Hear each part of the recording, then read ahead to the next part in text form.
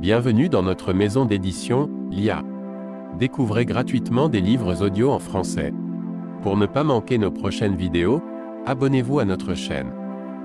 La guerre et la paix, tome 1 par Léon Tolstoï lu par Liam Maloney. Pour améliorer votre expérience de lecture, vous pouvez activer le sous-titrage et ajuster la vitesse de lecture. 2. Le salon d'Anna Pavlovna s'emplissait peu à peu. La fine fleur de Pétersbourg y était réunie. Cette réunion se composait, il est vrai, de personnes dont le caractère et l'âge différaient beaucoup, mais qui étaient toutes du même bord. La fille du prince Basile, la belle Hélène, venait d'arriver pour emmener son père et se rendre avec lui à la fête de l'ambassadeur d'Angleterre. Elle était en toilette de bal, avec le chiffre de demoiselle d'honneur à son corsage. La plus séduisante femme de Pétersbourg, la toute jeune et toute mignonne princesse Bolkonsky, y était également. Mariée l'hiver précédent, sa situation intéressante, tout en lui interdisant les grandes réunions, lui permettait encore de prendre part aux soirées intimes. On y voyait aussi le prince Hippolyte, fils du prince Basile, suivi de Mortemart, qu'il présentait à ses connaissances, l'abbé Moriot, et bien d'autresses. « Avez-vous vu ma tante ? Ou bien, ne connaissez-vous pas ma tante ?» répétait invariablement Anna Pavlovna à chacun de ses invités en les conduisant vers une petite vieille coiffée de nœuds gigantesques, qui venait de faire son apparition. Mademoiselle Scherer portait lentement son regard du nouvel arrivé sur sa tante, en le lui présentant, et la quittait aussitôt pour en amener d'autres. Tous accomplissaient la même cérémonie auprès de cette tante inconnue et inutile, qui n'intéressait personne. Anna Pavlovna écoutait et approuvait l'échange de leur civilité, d'un air à la fois triste et solennel. La tante employait toujours les mêmes termes, en s'informant de la santé de chacun, en parlant de la sienne propre et de celle de Sa Majesté l'impératrice, laquelle, Dieu merci, était devenue meilleure. Par politesse, on tâchait de ne pas marquer trop de hâte en s'équivant, et l'on se gardait bien de revenir auprès de la vieille dame une seconde fois dans la soirée. La jeune princesse Bolkonsky avait apporté son ouvrage dans un ridicule de velours brodé d'or. Sa lèvre supérieure, une ravissante petite lèvre, ombragée d'un fin duvet, ne parvenait jamais à rejoindre la lèvre inférieure. Mais, malgré l'effort visible qu'elle faisait pour s'abaisser ou se relever, elle n'en était que plus gracieuse, malgré ce léger défaut tout personnel et original, privilège des femmes mais véritablement attrayante, car cette bouche à demi ouverte lui prêtait un charme de plus. Chacun admirait cette jeune femme, pleine de vie et de santé, qui, à la veille d'être mère, portait si légèrement son fardeau. Après avoir échangé quelques mots avec elle, tous, jeunes gens ennuyés ou vieillards moroses, se figuraient qu'ils étaient bien près de lui ressembler, ou qu'ils avaient été particulièrement aimables, grâce à son gai sourire, qui à chaque parole faisait briller ses petites dents blanches. La petite princesse fit le tour de la table à petits pas et en se dandinant, puis, après avoir arrangé les plis de sa robe, elle s'assit sur le canapé à côté du samovar, de l'air d'une personne qui n'avait eu dans tout cela qu'un seul but, son propre plaisir et celui des autres. « J'ai apporté mon ouvrage », dit-elle en ouvrant son sac et en s'adressant à la société en général. « Prenez garde, Annette, n'allez pas me jouer quelque méchant tour. Vous m'avez écrit que votre soirée serait toute petite. Aussi voyez comme me voilà attifée. » Et elle étendit les bras pour mieux faire valoir son élégante robe grise, garnie de dentelle, et serrée un peu au-dessous de la gorge par une large ceinture. « Soyez tranquille, Lise, vous serez malgré tout la plus jolie. »« Savez-vous que mon mari m'abandonne » continua-t-elle, en s'adressant du même ton à un général. « Il va se faire tuer. »« À quoi bon cette horrible guerre » dit-elle au prince Basile, et, sans attendre sa réponse, elle se mit à causer avec la fille du prince, la belle Hélène. « Quelle gentille personne que cette petite princesse » dit tout bas le prince Basile à Anna Pavlovna.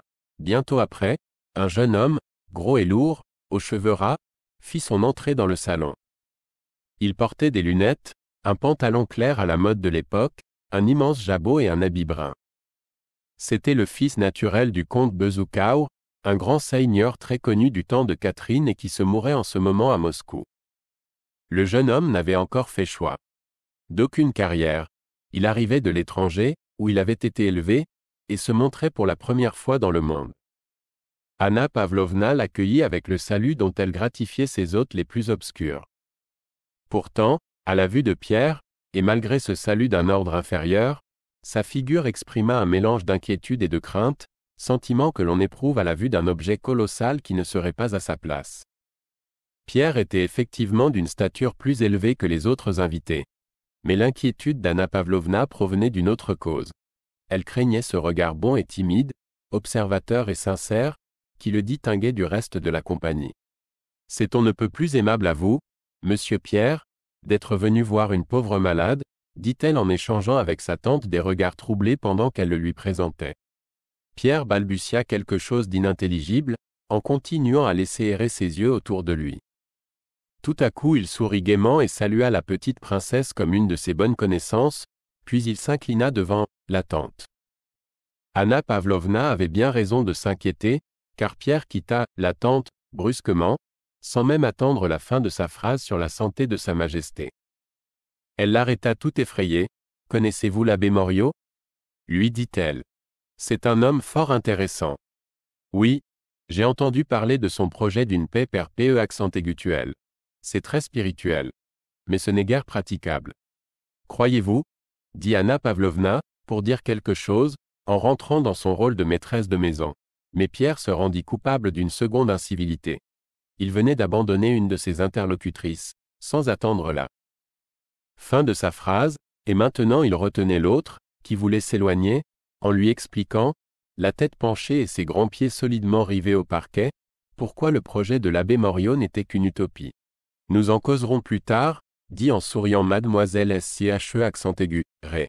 S'étant débarrassée de ce jeune homme, qui ne savait pas vivre, elle retourna à ses occupations, écoutant, regardant, prête à intervenir sur les points faibles et à remettre à flot une conversation languissante.